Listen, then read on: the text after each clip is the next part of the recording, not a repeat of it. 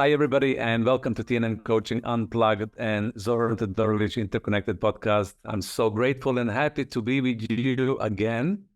And thank you so much for following us, for sharing. We had an amazing recording last week with Nick when we talked about stillness and silence. We also talk about leadership as well. So I'm super grateful for everybody who shared the video, commented on all the devices. Our community is growing, which is absolutely wonderful. And I'm so grateful to have a very special guest again. This season for us, fall season here in Europe, started with wonderful lineup of the guests. And today it's one of my favorite new friend, I would say. I've been following John Burgos' work for quite some time. I've been listening to his platform and his podcast on Beyond the Ordinary Show for many, many years. He was somebody who didn't even know that he's impacted my life. And I needed to have a little bit of spiritual strength of direction when I was a little bit lost in what's going on with the world. I would tune into his platform, and then there would be a suites of luminaries, suites of thought leaders talking about topics that are really, really amazing and wonderful. And he's one of these, even though he's running his own programming, he's inviting those luminaries to become part of his show. He's also somebody that I regard as a way shower, somebody who has broad experience when it comes to spiritual knowledge, esoteric knowledge, which is this journey that he started really early on in his life. But he's also crossing into leadership, into business, into impact in the world. He's also somebody who I see as a person who has heightened spiritual abilities and intuitive abilities as well. I'm sure that John knows how to read energy fields, how to receive teachings from himself, from inside out, how to apply these teaching in his life, and also how to show other people how to live fulfilled life with passion and purpose. And today, we're just going to explore whatever comes. In preparation, I was just saying we wanted to have a topic or the angle, but I said, let's just talk and see what comes up. So I'm so grateful and happy to have John on the show, and this is going to be an extraordinary experience for all of us. We're going to explore about his work, life, and impact that he has on humanity and the world. So, John, welcome to the program. It's wonderful to be here, Zoran. Thank you so much. I'm again humbled by the invitation because I know who you serve, and I love the heart that you carry with it. So, again, it's an honor. Yeah. So, before we dive into your journey, your life, I just wanted to ask one big question for the people who don't know Beyond the Ordinary, because I also want people to know about it. How did it come about? What happened in your life that you just got this idea, let me create this platform? I'll try to keep the story short. Long story short, I was working for a long time in corporate, and I was fairly successful in a corporate environment. I always used my intuition, but wasn't really aware of just how much of my intuition and that sixth sense, you will, that I was actually applying into the success that I was building in different ways in my life. Corporate life got a little stagnant for me, a little too repetitive. So I went into entrepreneurship, and entrepreneurship was amazing. And I always approach corporate works in a similar fashion as entrepreneurship, where I didn't necessarily work the hierarchy, the way that most people do, climbing the way up the ladders. It's management quickly found out that if they would just give me the keys and let me run with it, that I'd make the money, that it would be successful, that we'd have an impact on the community. And I always wanted to work somewhere that, yes, there was this financial thriving for, which is what we do in corporate, but that it also served community on some type of level. So that had always impacted me. Once I was in entrepreneurship, I knew that there had to be something else. Again, I had this success. I had the suburban family and the kids in good schools and all that, but something in my heart felt like there had to be something else to this life. And I couldn't quite land on it. It's, again, the material success, some of the emotional success in different ways, in the way that we're taught will bring us satisfaction. Wasn't completely landing, and I could feel that void somewhere within me. So I started to explore more some of, I'll call it the esoterics, like what else is inside of me. And we can call it spirituality, but it was more than that. And so I started seeking ways to express that, and through my entrepreneurial business pursuits, and I finally decided to hire a mentor. It's like I knew it was time to hire someone that can guide me in the way that I couldn't guide myself anymore. Because I was always really good about pulling myself up by the bootstraps and figuring it on my own. And I don't need to spend money for someone to teach me. I'll learn by experience. But I knew it was time. And when I hired this mentor, it's someone that had worked high level in Nike and Starbucks. It was some of the founders there that really worked with the branding. And she had been a long-term client of mine, but little did I know that she wasn't just a high-level coach or mentor for some of these people. She was also someone that was tapping into the heart of their business. And she was tapping in there by seeing the unspoken threads of their clients' needs that went beyond what, the iPhone would provide them and what it was satisfying within them on a deeper level that they couldn't get somewhere else. And so when we start exploring the nuances of the real needs, the real drivers that live in all of us, something started to awaken in me. And what started as entrepreneurial coaching quickly turned into spiritual coaching, which very quickly, through some processes that she took me through, and that I learned how to integrate in other people, I call it the dam cracked open. And I was always extremely psychic, intuitive. I would have prophetic dreams as a child. I'd dream of something and it happened either a month later or 6 months later. I'd have a knowing of something that was going to happen in 10, 18, 20 years. And times I was a great revealer, but that exact knowing would come to pass. So something of that was alive. And when I started working with her and we started going through these processes, the dam cracked open and I started seeing energy fields around people, around plants, around animals. I started having visitations from guides that were speaking to me in lucid dreaming form, they were teaching me in ways that I hadn't been taught before. It was all very real for me. I started hearing things that would start to manifest. I started channeling information for other people, I couldn't make it up. The synchronicities and the outcomes in this ordinary life aligned with what I was receiving.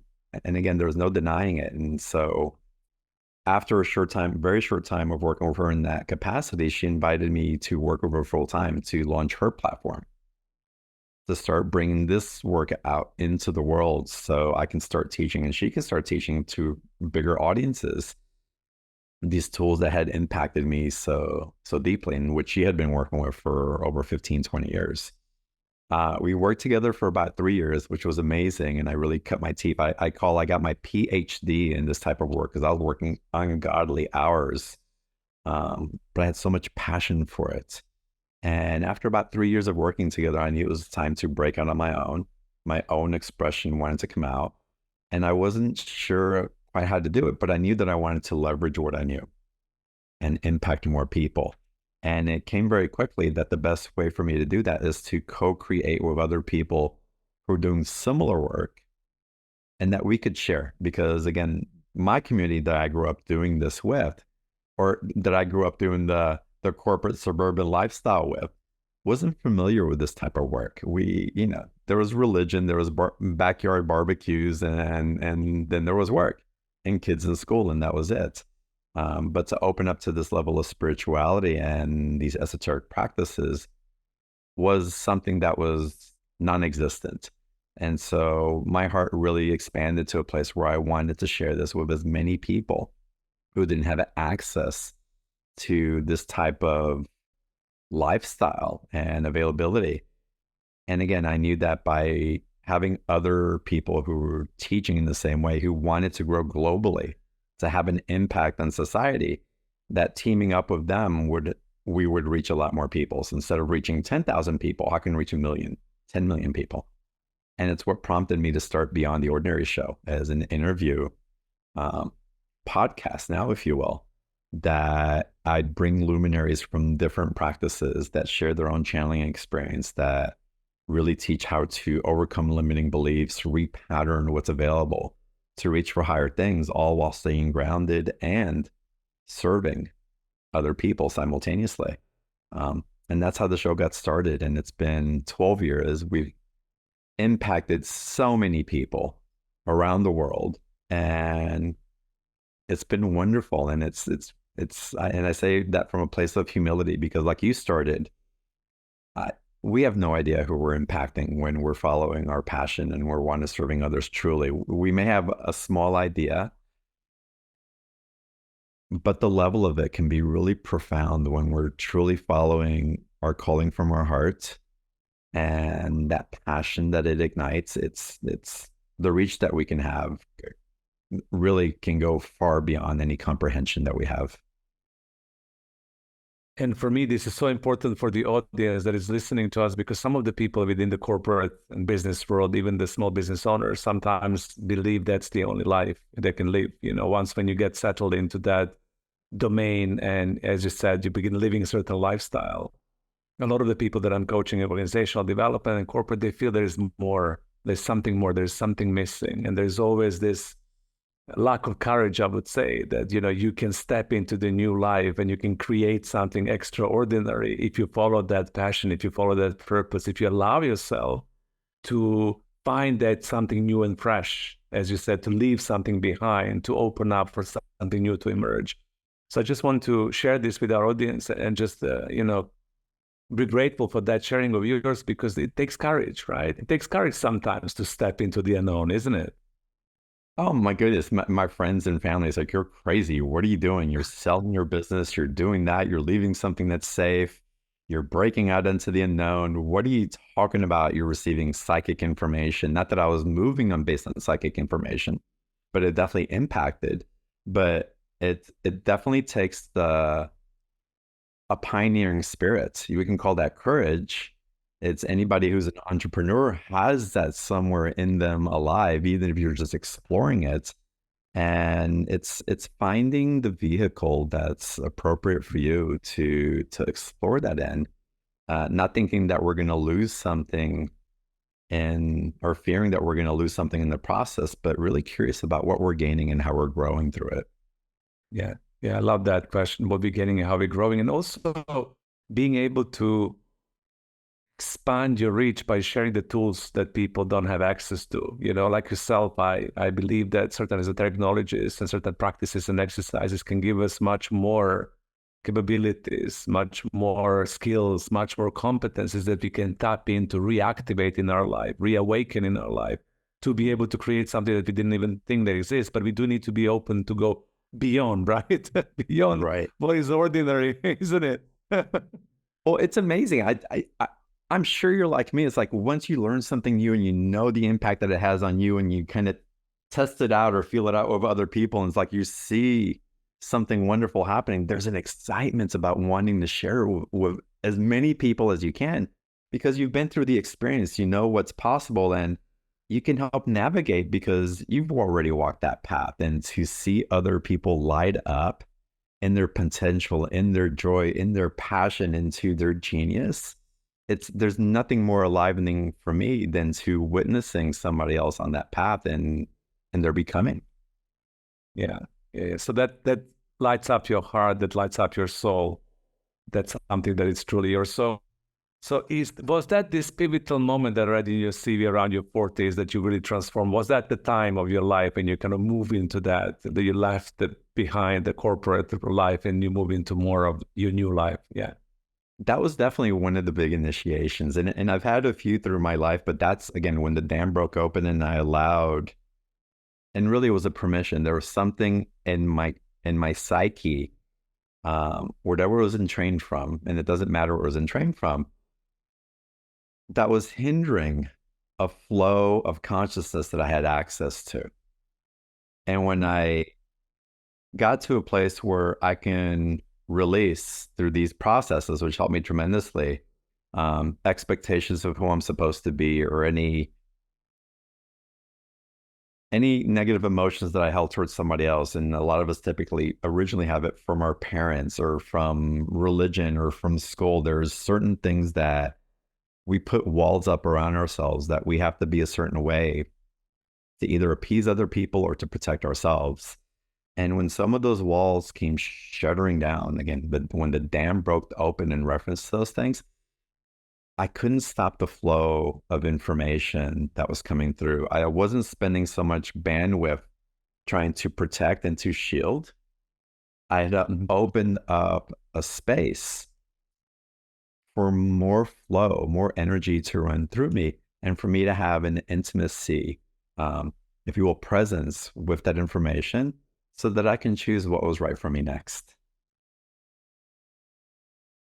Wow. And a lot of people in a similar experience will report back that it's about allowing, isn't it?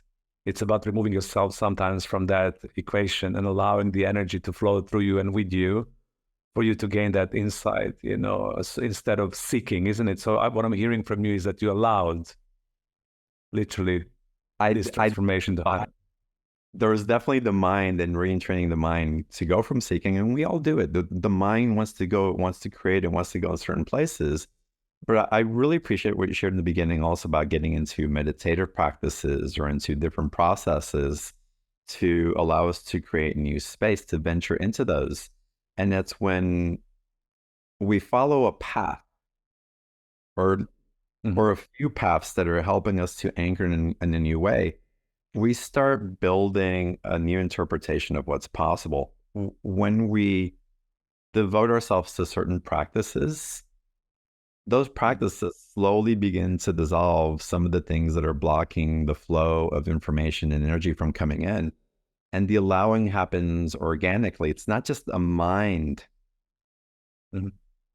interpretation. It's like, okay, I'm allowing right now and I'm letting go. The subconscious is way too powerful and way too savvy for just that. And following a path, getting into practices, being devoted and knowing why you're devoted to it. Are you devoted to it because you want to 10x your business? Okay, that's certainly one path. Or are you devoted in it because you're ready for more of the authentic expression of who you are to evolve and for your life to align with that? And depending on what's motivating you, none of it's wrong.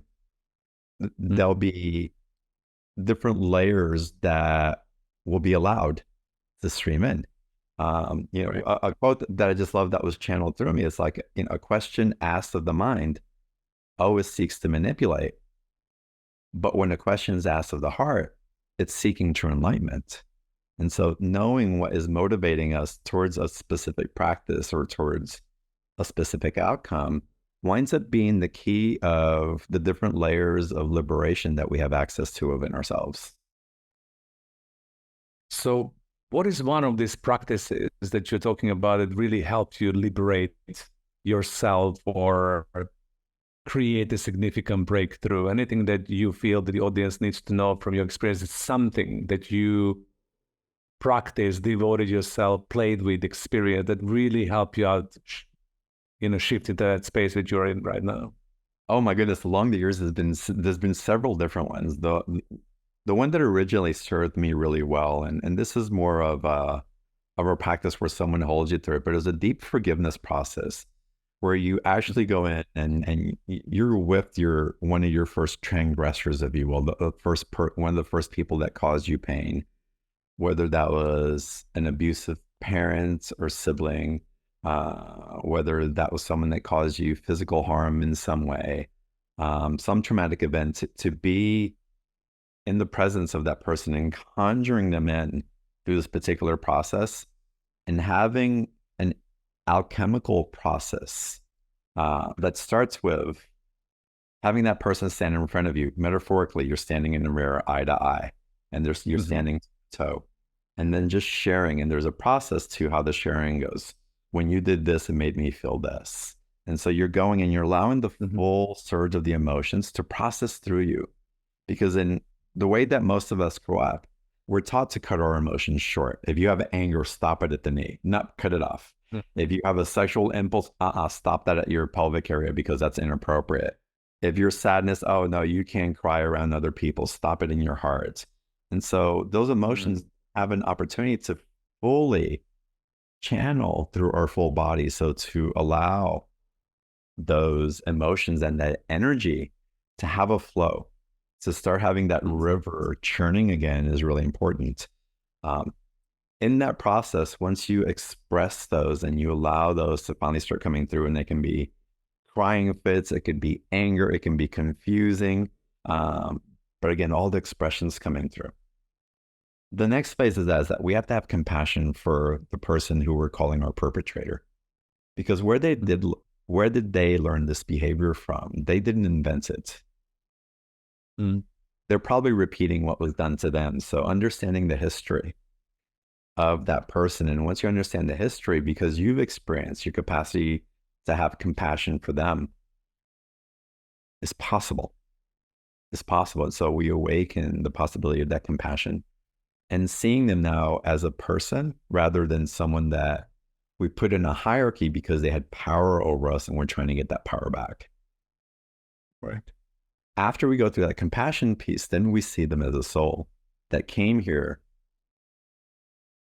as an angelic being, if you will, to demonstrate to us what we're ready to grow through in this lifetime, what we're ready to let go, what we're ready to learn, and actually thanking them for showing up in our lives in the way that we did. Because once we learn that lesson, once we have that conscious experience, we never have to repeat it again, which means we don't have to keep the armor around anymore, which means if we're aware that we have to look both ways before crossing the street, awesome. Then we don't have to be afraid of the bus crossing the road because we're aware that we have to look both ways. And it's the same thing on the soul level. Once you know, you know. And the opportunity for that to materialize in your life again becomes really almost negligent because you're releasing it energetically. You're not attracting it to you. And you're much more emotionally and intellectually and energetically savvy. So there's an acknowledgement of soul. And then we actually come into a place where we have gratitude for that person. And so there's this whole purge that happens in that forgiveness process that's really beautiful. So that's a lead guided experience. For anyone that's listening, it's important. It is so important to find time to drop into stillness, whether that's stillness walking or stillness in lotus pose and meditation. But to be in that place, not because you're trying to get something, because you're just being in silence.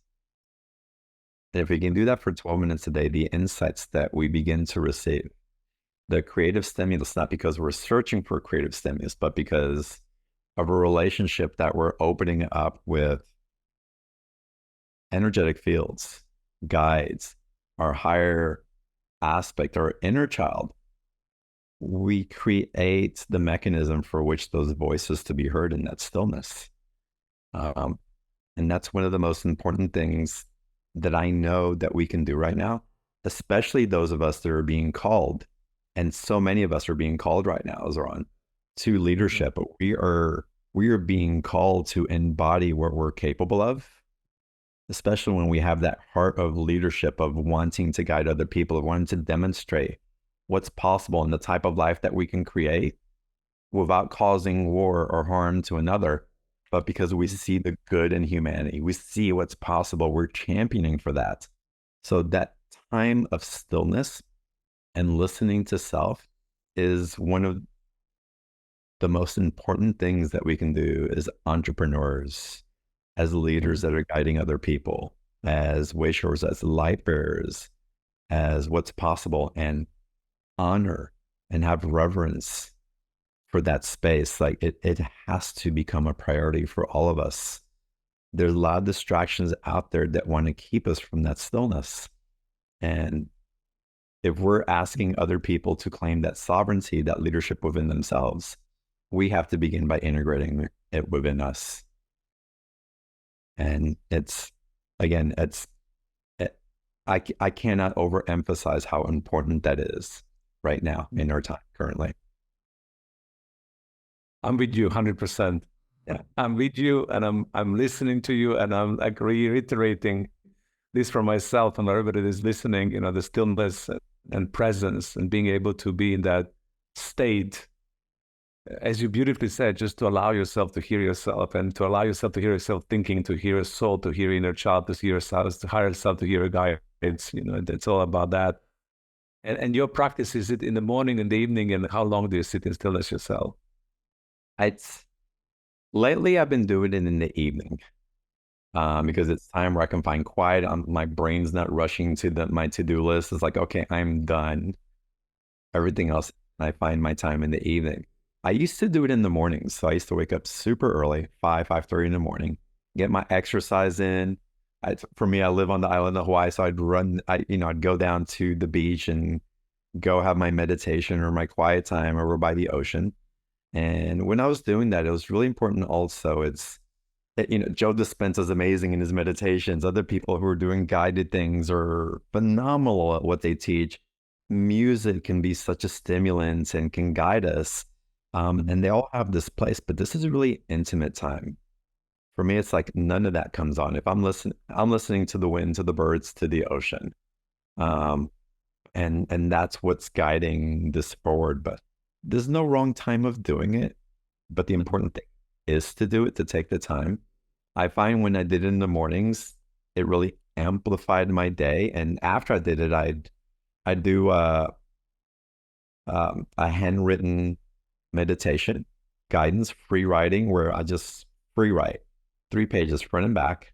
And the artist way talks about this in different ways. But I'm connecting now to my guidance, to my higher self and my guides and my inner child. It's like, okay, all right, what do you want me to know? If I have a particular question about something, what do you want to share? And just write for 3 minutes without picking up the pen and see what channeled intuitive thought may come in. And if you don't know what to write your grocery list, right? I don't know what to write. I don't know what to write. I don't know what to write until you finish your front and back of your 3 pages. And many people that I've shared that practice with are amazed at what comes through, the freedom of pressure that they feel, the surge of creativity that comes in through problem solving or just throwing things up on the board to see what sticks. But also the capacity to be present with other people becomes that much more grounded because we don't have to be in so many places now because we've emptied so that we can be here. And it's beautiful how relationships shift with those practices as well. And a lot of the people ask me this question in the coaching conversations, or they struggle with that. I'm just going to ask you because I'm curious about you as well. To do this, like being in the ritual, being in the practice, being in devoted moment for yourself, it requires discipline. And it requires something that you really have to commit to commitment. Yeah. It's not only committed to yourself, it's committed to commitment. So were you always like this, or you arrived at that point, or how did you go to that level of willingness to sustain? It's really interesting. And this is something but it all leads up to it. And first of all, we go through peaks and valleys of it, right? Sometimes I'm really on it. Sometimes I'm like, I'm busy, I'm traveling, I'm doing other things. So I'll get off my practice, but it's like, I want to come back, right? Yeah. And this is so interesting. I love that you're asking this. I loved working out all the time. I was very athletic growing up and I was very disciplined to my workouts. I played soccer. I did everything. I had that discipline running in me. But I went through a period also where I didn't. And I was kind of lethargic. We had children and all that. And it's like, between work, the kids, not getting enough sleep, all the other responsibilities in between, I don't know where I'm going to fit this in. And I heard an interview, it was Madonna of all people. Okay. All right. And she inspired me. She's like, I get up at 4:30 every morning and I commit to my workouts. And it frees me up. It's my meditation. It's my workout. It's my me time. No one gets, and it's just, you know what? If Madonna can do it, I can freaking do it. It really, and she's inspired me. I mean, think of her as an entrepreneur, someone that gets stuff done, as someone who's in tune with herself in different ways. So she kind of got me into discipline as far as getting my body back in shape and having that time for myself.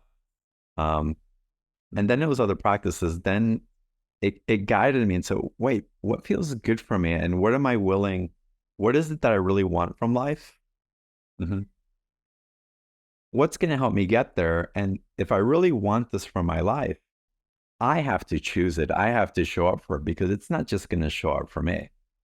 Again, there's a lot of distractions that all want your time and energy. social media, we average 2.5 hours a day on it.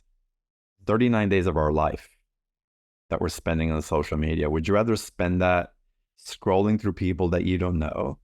Or would you rather spend that with your children or with your guides that want to have a relationship with you to show you what you can be passionate about in this life? Do you want to connect to others in a heartfelt way?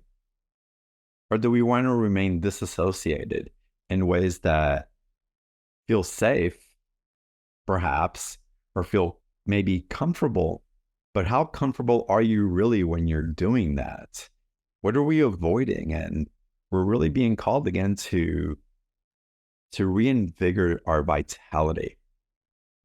We're being called to really activate our intelligence. We're being called into our leadership aspect because the world as we know it, or how it's been demonstrated for us, can't continue the way it is. And a lot of y'all listening to this know that. You're trying to create something different for yourself and for your family and for community. And we have to awaken to the fact that it's time for us to choose that path and to devote to it. There is no turning back. There is no easy way, but it all becomes so easy when you start doing it because you see how it's feeding you. You see how it's feeding others, and there's nothing better, Zoran. It's hard to go back to being asleep at the wheel once you've been given the keys to the Ferrari to drive around. Exactly. Or Netflix. Or a subscription to Netflix or Instagram.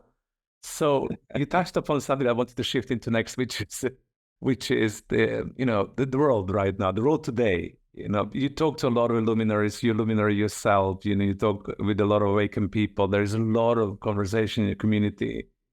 So I'm curious about your perspective. You mentioned that we need to step up, we need to lead, we need to show up. A lot of the people who are, listening to this podcast, being in a corporate environment, having their own businesses, being professionals, or being spiritual seekers, leaders, coaches, guides, mentors, we all feel that a deeper calling.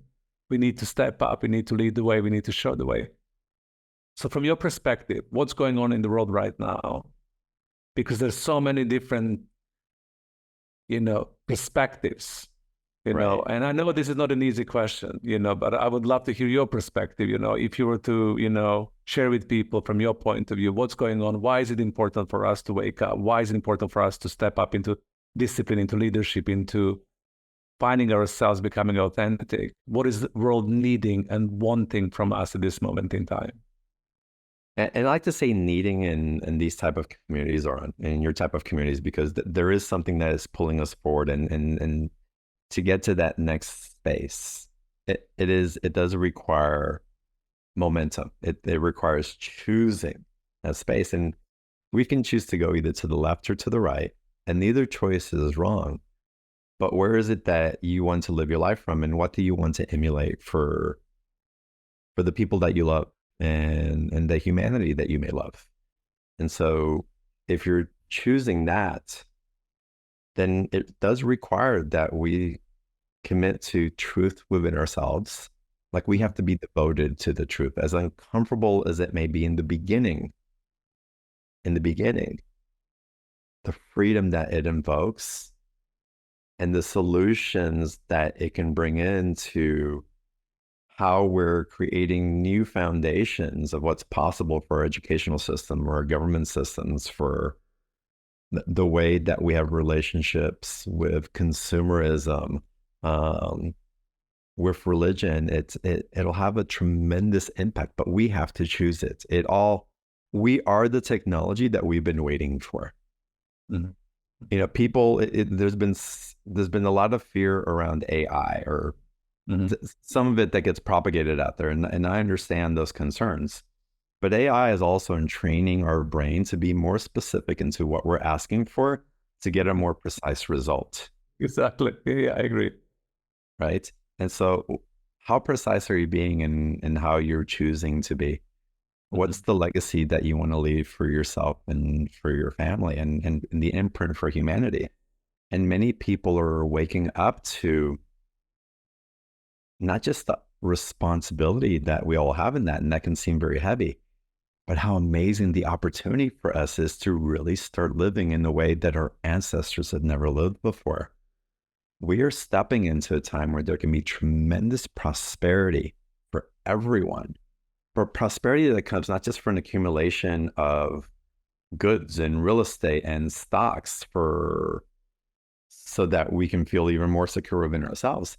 For prosperity in a way that comes really balanced in how we're forming communities around family, how we have what we need to sustain and thrive, to really live happily, to live happy lives, where generational communities and families grow up together rather than separate. I'm sure you grew up based on where you're from in the same way I did. Latinos were generational impact. My connection to my daughters and my parents and my grandparents and my cousins and my great uncles and that extended family, we're coming back to those communities. And to be able to engender that, we have to come back to ourselves. And we're doing that. We're making new choices. But it's important that we choose that we choose again to awaken to the truth, and that we take action on that truth, and that we continue moving forward. But again, we have to heal within ourselves first. We're the technology that we've been looking for, like I said earlier. And once we engender that truth here, then we can impart it other places. Once we have that, our capacity to cause harm to others becomes significantly decreased. Once we stop creating the war within ourselves, it becomes impossible, almost impossible for us to create war with another, because we understand the ripple effects. We understand how it impacts us and our children and our spouses. And we won't continue to harm ourselves in the same way. That's one choice. There's a choice of those who are going to go into fear and control. And it almost feels like two worlds are being created from it. So we'll see what the impact is on that. But I feel the momentum for this grand awakening and choice taking place. And it looks beautiful. There is the pot boiling over syndrome, where what has been kept underneath the surface has to boil up. And we have to allow it to transmute. We have to allow for its intelligence to be integrated, like our emotions, to be processed fully through the system, so that it can be transformed and alchemized into the direction that we want it to flow in. So the repression of negativity, the repression of anger, the repression of fear, the repression of scarcity, it's all coming up for reconciliation and for reinterpretation. Now, what we do with that reinterpretation is up to us as individuals.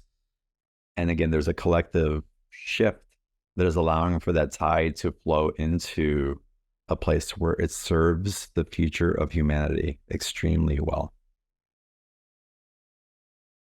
Great. Thank you so much for that perspective, because, you know, that choice right now, I feel as well, it's super important, and really, really healing yourself and understanding how do you need to shift, how do you need to integrate, and who do you really need to become in this new reality, in this new world, is really important. And I also feel like yourself that we are at the crossroads, that things are happening from this and the outside. So it's very important for all of us to align into the truth that you were talking about before, you know. And I love that you brought up the truth and stillness and silence and being able to listen to yourself. And no matter how uncomfortable it is, at the end of the day, it will give you a wonderful outcome and great results. So thank you so much for that inspiration. So wrapping up our wonderful, you know, chat together today. So how would you like to leave the audience with, in addition to what you said, just, you know, last call for action, anything you would love to share to feel complete?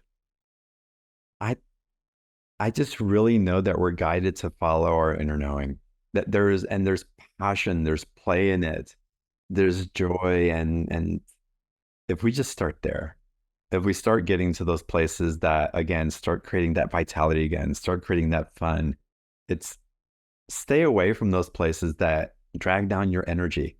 Stay off social media, stay off the news. If you're constantly waiting for the next update of what's happening in the political system, don't. Stay off of it for a month and go back and see that the same story is just being repeated every day over and over. Nothing has changed. Nothing has changed. If you want to go to pinnacle experiences like elections and all that, of course, keep informed. But they're daily soap operas that vie for our attention. Again, we're the product that they're trying to consume. And honor yourself. Really have reverence for yourself and allow for you to be put in environments that love and honor you, that see the potential of who you are in the most illuminated way, rather than just a product that can be consumed, rather than something that is disposable. And when we can honor ourselves in that way and really see ourselves in that way, like have that light bulb moment, it's like, oh, hold on a second. I actually provide value. Where am I choosing to provide that value? Where am I choosing to place that? Or where am I giving it away to? Just remember who you are. Remember how precious and powerful and the light that you bring into this world, and choose wisely where you choose to invest that light. You're here to expand it. You're here really to illuminate just this radiance that you are, and all of us get to benefit when you do. So thank you. Yeah, so thank you, John, for being a very sober guy. Thank you so much for coming to our podcast today. Sometimes, the wisest people run the podcast, because sometimes when I listen to you and Beyond the Ordinary and with all of your guests, I'm thinking, my God, John is so graceful and patient and listening and not really sharing, sometimes commenting, but at the same time, you as a teacher, you also give the stage to other teachers, which is really commendable. And I know how wonderful that is. And one of the things that to inspire people to go and sign up for Beyond Ordinary that I really love, it's that conversation with the live audience, because usually what John does when he has guests, at the one point in time, there's also getting people into the show, into the conversation, working real life, and then hearing other people's challenges. And through that, you really also learn about yourself, and you get healed and coached and mentored and transformed. So this is wonderful opportunity for growth. It's not just a podcast. It's more than that. It's a healing circle. It's a coaching session. It's also teaching as well at the same time. So it's a wonderful thing to experience. So please make sure to sign up. We're going to reference all of this into the description of this podcast. Once again, John, thank you so much for coming today. It was joy and pleasure to have you. And everybody else, thank you so much for tuning in.